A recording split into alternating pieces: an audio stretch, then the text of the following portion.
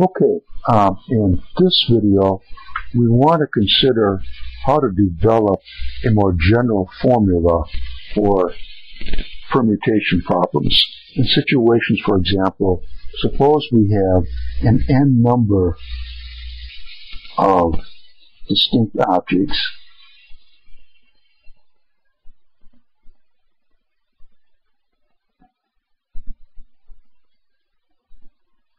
only instead of selecting all the objects and asking ourselves how many ways can we arrange them, we're only going to take a k number of them. So we have n number of distinct objects, and let's say we'll select k number of them. How many ways can we do this?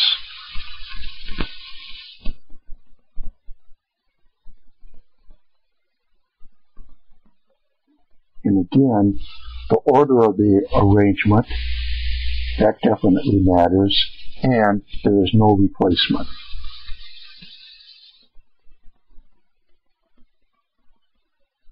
And what we're going to do is work on a strategy that gives us a general formula for these types of problems.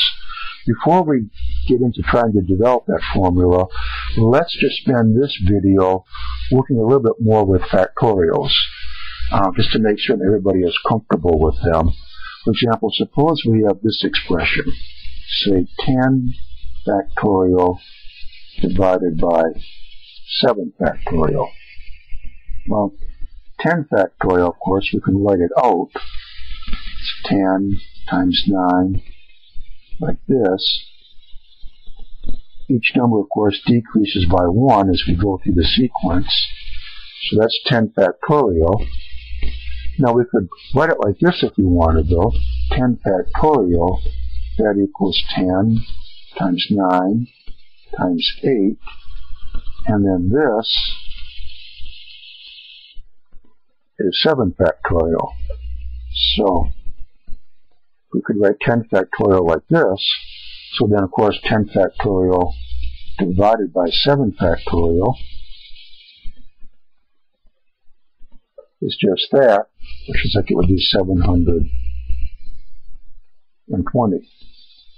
Now, let's just write out perhaps a general way of expressing n factorial. We know that each number in n factorial series has to decrease by 1. So n factorial, of course, if we start off with the number n, then the next one has to be 1 smaller, and the next number has to be smaller by 1 again, and the next number has to be smaller again, and so forth, to finally get to 3 times 2 times 1. For example, when we had 10 factorial, that was equal to 10 times 10 minus 1, times 10 minus 2, times 10 minus 3. Then we kept subtracting till finally we got to 3 times 2 times 1. Now, for n factorial, if we wanted to, we could express it, for example, like this. N factorial equals, say, n times n minus 1 times n minus 2 times n minus 3 factorial. So, for example, if we had, say, n factorial divided by n minus 3 factorial, that would equal n times n minus 1 times n minus 2 times n minus 3 factorial divided by n minus 3 factorial. So that would be our expression then. Now, Let's say we have this kind of a situation.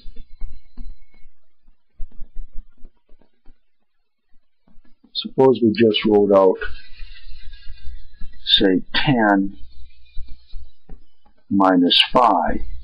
Well, let's say 15 minus 5 factorial. 15 minus 5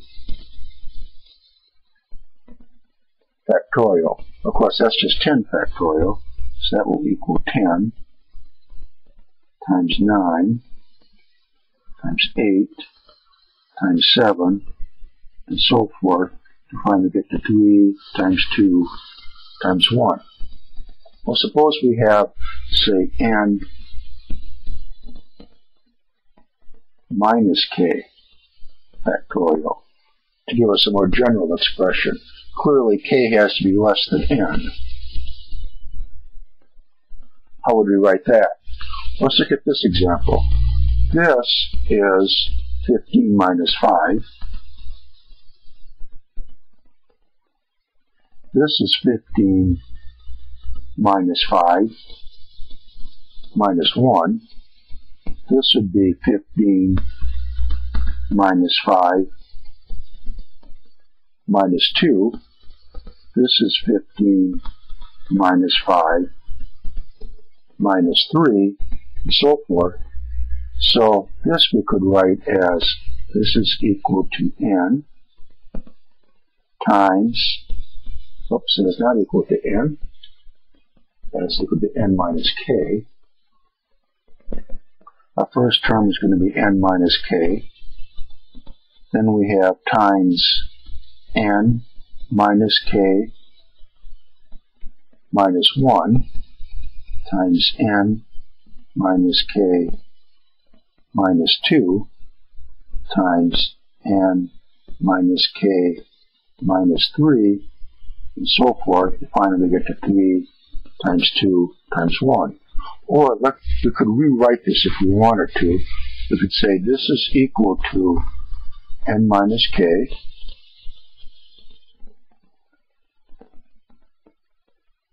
times, for this expression, we could write it n minus, with the parentheses here, k plus 1.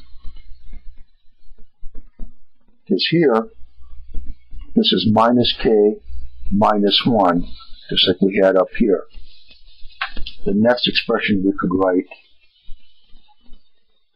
n minus k plus 2 times n minus, with the parentheses in, k plus 3, and so forth. And here, this expression is the same as this expression. What's different is we put these parentheses marks in. But it's the same thing. N minus k minus 2. N minus k minus 3. Same as up there. That's just a different way of writing n minus k factorial. And that's all we're going to say about factorials. We will use them, though, and especially this general expression for n minus k factorial, in the next video when we try to develop a more general permutation formula. And we're going to look for this kind of a situation where, say we have 15 objects, and out of the 15 distinct objects, we're going to select 4 of them. Without repetition, how many different ways can we do that? And we're going to develop a general permutation formula for any kind of a situation where you have n number of objects, distinct objects, and you're going to select k number of them. Obviously k is less than n. You do it without replacements. How many different ways can you do it? We're going to, in the next video, develop a general formula as to how we handle that kind of a problem. Before we try to do that, we just want to spend a little bit of time looking with factorial expressions. So come back, join us in the next video, and we're going to go ahead and work out our permutation formula.